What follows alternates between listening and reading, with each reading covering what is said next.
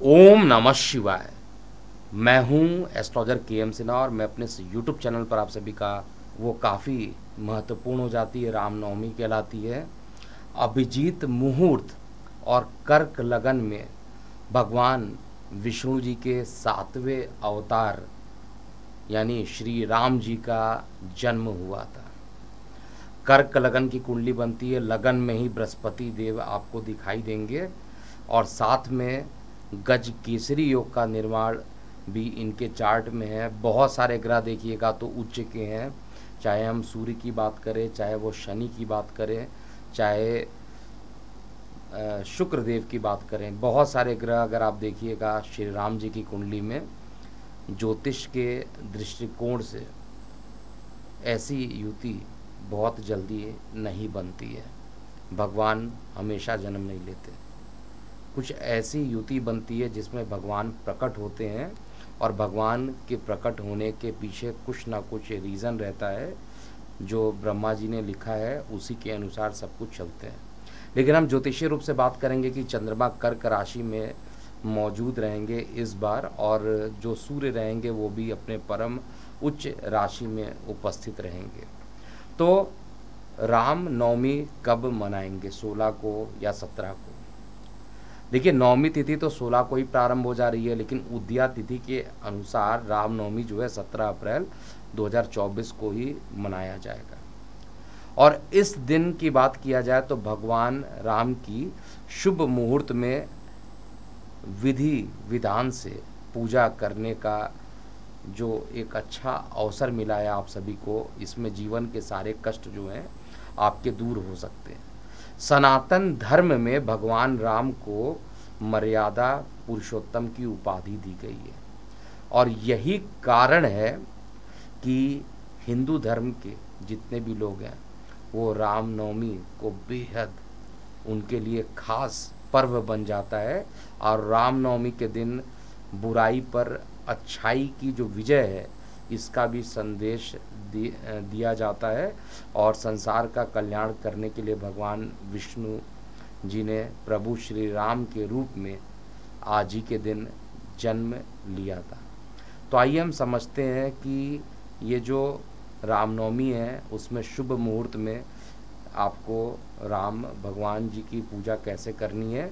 और साथ में ये याद रखिएगा, नवमी तिथि का जो प्रारंभ है वो 16 अप्रैल 2024 को दोपहर 1:23 से ही प्रारंभ हो जाएगा और नवमी तिथि समाप्त होगी 17 अप्रैल को दोपहर 3:14 को समाप्त हो जाएगी। तो उदया तिथि पड़ गई, इसलिए 17 को ही हम लोग इसको सेलिब्रेट करेंगे। अभिजीत मुहूर्त इस दिन जो है अभिजीत मुहूर्त नहीं रहेगा। विजय मुहूर्त 2:34 से लेकर दोपहर में 3:24 तक विजय मुहूर्त रहेगा। गोधूली मुहूर्त कहा जाए तो शाम को 6:47 से शाम को 7:09 तक रहने वाला है। और राम नवमी का जो मध्याह्न मुहूर्त है वो सुबह 11:03 से दोपहर 1:38 तक रहेगा। और ये पूरी अवधि जो है 2 घंटे 33 मिनट की जो अवधि है वो काफ़ी इम्पॉर्टेंट हो जाती है। मैं आप लोगों को पुनः एक बार बता देता हूँ, इन पूरे डेट और टाइम को आपको याद रखना है। नवमी तिथि का जो प्रारंभ होगा वो 16 अप्रैल को ही हो जाएगा और 16 अप्रैल को दोपहर में 1:23 को ही नवमी तिथि लग जाएगी। लेकिन उदया तिथि होने के कारण ये 17 अप्रैल को मनाया जाएगा। 17 अप्रैल को दोपहर 3:14 तक ये तिथि रहेगी और विजय मुहूर्त बनेगा। अभिजीत मुहूर्त इस दिन नहीं रहेगा। विजय मुहूर्त जो रहेगा दोपहर 2:34 से लेकर दोपहर 3:24 तक रहने वाला है। और गोधूली मुहूर्त जो कि बहुत शुभ माना जाता है, संध्या काल 6:47 से शाम को 7:09 तक रहने वाला है। लेकिन सबसे इम्पॉर्टेंट है कि राम नवमी का जो मध्याह्न होता है वो 11:03 से लेकर दोपहर 1:38 तक रहने वाला है। ये पूरा 2 घंटे 33 मिनट का जो टाइम है इसी में आपको पूजा पाठ बहुत अच्छे से करना चाहिए, मंत्रों को सिद्ध करना चाहिए। और चैत्र शुक्ल पक्ष की जो चैत्र माह का जो शुक्ल पक्ष है इसकी जो नवमी तिथि है उसको 17 अप्रैल को हम लोग पूरे तरीके से सेलिब्रेट करेंगे। और इसमें लास्ट में आप समझिएगा कि ऐसा क्या है कि प्रत्येक लग्न वाले जातकों को या प्रत्येक राशि वाले जातकों को क्या क्या करना चाहिए, क्योंकि हिंदू पंचांग के अनुसार इस बार की जो रामनवमी पड़ रही है उसमें आश्लेषा नक्षत्र रहेगा, रवि योग बनेगा, सर्वार्थ सिद्धि योग का भी निर्माण होगा। रामनवमी पर सर्वार्थ सिद्धि योग जो रहेगा सुबह 5:16 से लेकर 6:08 तक रहने वाला है। पूरे दिन रवि योग का संयोग बनना अपने आप में श्रेष्ठ है। वैदिक ज्योतिष में रवि योग और सर्वार्थ सिद्धि योग को बहुत ही शुभ माना जाता है। इन योग में पूजा पाठ और शुभ कार्य करने पर सभी प्रकार के फल की प्राप्ति होती है। रवि योग में सूर्य का जो प्रभाव रहने के कारण व्यक्ति के शरीर में जितने भी प्रकार के कष्ट होते हैं उनसे उनको मुक्ति मिल जाती है। 17 अप्रैल को गज केसरी योग का भी प्रभाव रहेगा और भगवान राम जी के जन्म के समय उनकी कुंडली में भी गज केसरी योग था, शश योग था, बहुत सारे योग बने हुए थे। ज्योतिष शास्त्र में कहा जाए तो गज केसरी योग का मतलब जब चंद्रमा और बृहस्पति केंद्र में हो जाएं या एक दूसरे के साथ हो जाएं तो ऐसे कंडीशन में गज केसरी योग का निर्माण बनता है। और इस योग के प्रभाव से व्यक्ति के जीवन में मान सम्मान और यश की प्राप्ति भी होती है। देखिए, रामनवमी पर सूर्य की जो स्थिति भी रहेगी शास्त्रों के अनुसार भी अगर आप देखिएगा, अगर आप चार्ट ओपन करके देखिएगा राम जी का, गूगल भी कर लीजिए, तो आपको उसमें दशम भाव में, क्योंकि कर्क लगन की कुंडली बनेगी, दशम भाव मेष राशि बनेगा और वहाँ पर उच्च के सूर्य उपस्थित रहेंगे। 17 अप्रैल को भी जो रामनवमी है उसमें भी सूर्य अपने उच्च राशि में मेष में विराजमान होकर दशम भाव में रहेंगे। रामनवमी वाले दिन भगवान श्री राम की कृपा प्राप्त करने के लिए विशेष उपाय आपको ज़रूर करना चाहिए। और वाल्मीकि रामायण और जो तुलसीदास जी ने जो इसको लिखा हुआ है उस समय इसका जो पूरा पाठ होता है रामायण का, अगर आप पाठ करते हैं विधि विधान से तो काफ़ी घर में सुख समृद्धि रहती है। विशेष रूप से जैसे किसी के घर में बहुत ज़्यादा कला है, कर्ज नहीं उतर रहा है और बहुत सारी परेशानियां एक साथ हो जा रही है, तो आपको निश्चित रूप से इसी मुहूर्त में जो मैंने ऊपर बताया है 2 घंटे 33 मिनट का जो मध्याह्न मुहूर्त है उसमें आपको ये ज़रूर काम करना चाहिए। अगर आप अपने घर में राम नामावली की स्थापना भी करना चाहते हैं, मतलब अगर आपको राम लिखना है लगातार, तो इसको भी आप इस मुहूर्त में प्रारंभ करते हैं तो बहुत अच्छा रहेगा। इसमें श्री राम जी का आशीर्वाद आपको ज़रूर मिलेगा।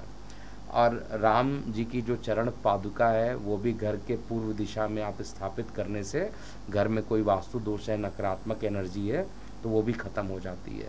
इसके अलावा घर के वास्तु दोष और ग्रह दोष दोनों ही दूर होने लगते हैं। रामनवमी पर घर पर या किसी मंदिर में जाकर भगवान श्री राम की विधि विधान से पूजा कीजिए। पूजा में पीले रंग की वस्तुएं अधिक चढ़ाइए, जैसे पीले फूल हुए, पीले वस्त्र हुए। ये भगवान विष्णु को इसीलिए पीताम्बरधारी कहते हैं, यानी पीले वस्त्र पहनने वाले, और श्री राम उन्हीं के अवतार हैं। इसीलिए पीले रंग का जो वस्त्र होता है विशेष रूप से इस दिन महत्वपूर्ण हो जाता है और भगवान राम प्रसन्न भी रहते हैं। अगर आपके आसपास कोई राम मंदिर है तो रामनवमी के मौके पर मंदिर के शिखर पर केसरिया या पीले रंग का ध्वज ज़रूर लगवाइए। रामनवमी के मौके पर भगवान श्री राम को केसर युक्त खीर का भी अगर आप भोग लगाते हैं तो ऐसा करने से श्री राम जी की कृपा जो है आप पर हमेशा बनी रहती है और दुख तकलीफ़ें जो हैं वो कम हो जाते हैं, ख़त्म हो जाते हैं। और दान देना भी बहुत बहुत महत्वपूर्ण है। देखिए, दान आप कभी भी दे सकते हैं, किसी को भी दे सकते हैं, लेकिन जब कुछ शुभ मुहूर्त बन जाते हैं उस मुहूर्त में अगर आप दान देते हैं तो वो दान देना रियली एक अच्छा उसका जो फल होता है वो बहुत अच्छा बन जाता है। और ज़रूरतमंदों की मदद भी करना चाहिए लोगों को, जिससे श्री राम जी रहेंगे वो अपने आप ही प्रसन्न हो जाते हैं। दान में आप कपड़े, भोजन, अनाज, कुछ भी यथा सामर्थ्य जो भी है उसको कीजिए। राशि के अनुसार रामनवमी पर इन मंत्रों का भी आपको जाप करना चाहिए। तो सबसे पहले चाहे आपका लगन हो या राशि हो, आप उसके अनुसार आप इस मंत्रों का जाप कीजिए। अगर मेष लग्न है या मेष राशि है तो रामनवमी के दिन आपको 108 बार ओम परमात्मने नमः नामक मंत्र का आपको जाप करना चाहिए। ओम परमात्मने नमः नाम का मंत्र आपको जाप करना चाहिए।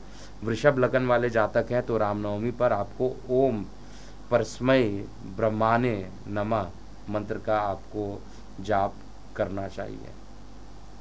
मिथुन लग्न के हैं या मिथुन राशि के हैं तो ओम यज्वने नमः मंत्र का 108 बार आपको जाप करना चाहिए। कर्क लगन के हैं या कर्क राशि के हैं तो ऐसे जातकों को ओम पितवास से नमः मंत्र का जाप करना चाहिए। इसके अलावा अगर आप सिंह लग्न वाले जातक हैं या सिंह राशि के जातक हैं तो ऐसे लोगों को ओम हरे नमः मंत्र का जाप करना चाहिए। ओम हरये नमः मंत्र का जाप करना चाहिए। इसके बाद हम बात करेंगे अगर आप कन्या लग्न वाले जातक हैं तो आपको ओम राम सेतु कृते नामक मंत्र का भी आपको जाप करना चाहिए। इससे भी आपको काफ़ी लाभ मिलेगा। अगर आप तुला लग्न के जातक हैं तो आपको ओम राघवाय मंत्र नमः मंत्र का आपको जाप करना चाहिए। वृश्चिक लगन के हैं तो आपको ओम आदि पुरुषाय नमः मंत्र का जाप करना चाहिए। धनु लग्न या धनु राशि के जातक हैं तो आपको ओम पारायः नमः मंत्र का जाप करना चाहिए। मकर लगन के जातक हैं तो आपको ओम पार गाया नमः मंत्र का जाप करना चाहिए। कुंभ लग्न के जातक अगर हैं तो आपको इस नवमी पर ओम महोदराया नमः मंत्र का जाप करना चाहिए। और अंतिम लग्न अंतिम राशि की बात किया जाए यानी मीन लग्न या मीन राशि के जातक है तो ऐसे लोगों को ओम ब्रह्मयाया नमः मंत्र का अगर आप जाप करते हैं तो आपके लिए काफ़ी अच्छे परिणाम देंगे। देखिए रामनवमी जो होता है वो साल में ओवरऑल नवरात्रि जो होती है वो 4 नवरात्रि होती हैं, 2 गुप्त होती हैं और 2 दृष्ट होती हैं, जिसमें चैत्र नवरात्रि का अपना खुद का अलग महत्व होता है और शरदीय नवरात्रि का भी महत्व होता है। तो चैत्र नवरात्रि में निश्चित रूप से अगर इन मंत्रों का जाप करते हैं तो आपकी स्थिति पहले से अच्छी होनी प्रारंभ हो जाएगी। भगवान श्री राम आप सभी लोगों को स्वस्थ रखें, अच्छा रखें, इस की कामना मैं करना चाहता हूँ इस चैनल के माध्यम से। और आप अपनी प्रतिक्रियाएं कमेंट सेक्शन में लिखिएगा। एक बार जय श्री राम का नाम लिखेंगे तो अच्छा लगेगा। तो अभी के लिए इतना ही। मैं हूँ ज्योतिषाचार्य के एम सिन्हा। ओम नमः शिवाय।